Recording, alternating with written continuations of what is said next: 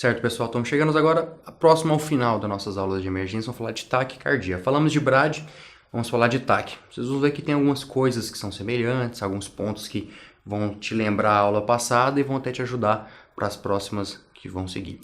Em questão de conceito, não tem muito segredo. Aquele paciente que apresenta com a frequência cardíaca maior que 100, lembrando que não é uma coisa absoluta. O paciente pode ter uma frequência maior que 100 e estar normal. E também essa frequência varia com a idade, lembrando que essa frequência é para adolescentes adultos. Criança, recém-nascido, frequência de 120, 160 pode ser até mesmo normal.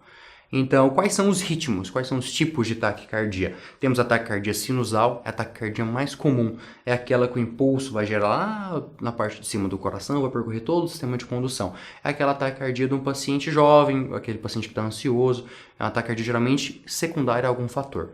A taquicardia atrial, a gente vai identificar ela porque quando você analisa o eletrocardiograma, a onda P tem uma morfologia diferente. Lembrando que a onda P, despolarização atrial, vai falar para a gente onde é que foi que partiu aquele impulso. Então, se eu tenho uma morfologia diferente para a onda P, ela vai me falar que ela é diferente do nó atrioventricular, do sino atrial. Então, essa taquicardia com onda P diferente, ela pode estar associada com bloqueio atrioventricular, e aí você tem que pensar na intoxicação digitálica.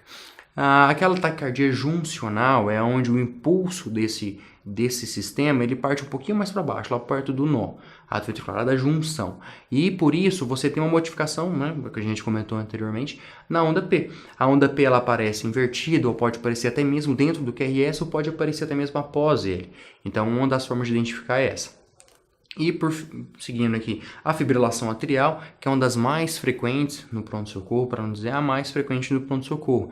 É onde você tem múltiplos focos de reentrada atrial, você tem uma frequência muito alta, perto até mesmo de 500 ciclos, né? E aí você tem um bloqueio atrioventricular variável. Nem todo impulso lá no átrio vai gerar um QRS, mas ele vai gerar alguns, então essa frequência é muito alta.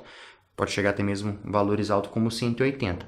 É mais frequente em cardiopatias crônicas, aquele paciente que já tem uma dilatação atrial, uma sobrecarga atrial e vai gerar um distúrbio de ritmo. E os átrios, às vezes, não tem uma contração efetiva, você pode formar êmbolos. No eletro, como é que eu vou definir isso? Ele é aquele paciente que tem um RR irregular, um complexo irregular entre eles, e eu não consigo identificar uma onda P. É o clássico que a gente vai encontrar. O flutter atrial é muito semelhante. Ele também é uma frequência atrial muito alta, um bloqueio, né, atrioventricular, é variável, mas na maioria das vezes 2:1.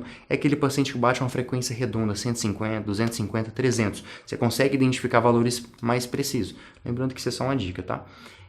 Da mesma forma que a gente encontra lá na fibrilação atrial, os átrios podem não ter uma contração efetiva e com isso gerar êmbolos. Isso vai ser importante quando a gente for falar de tratamento.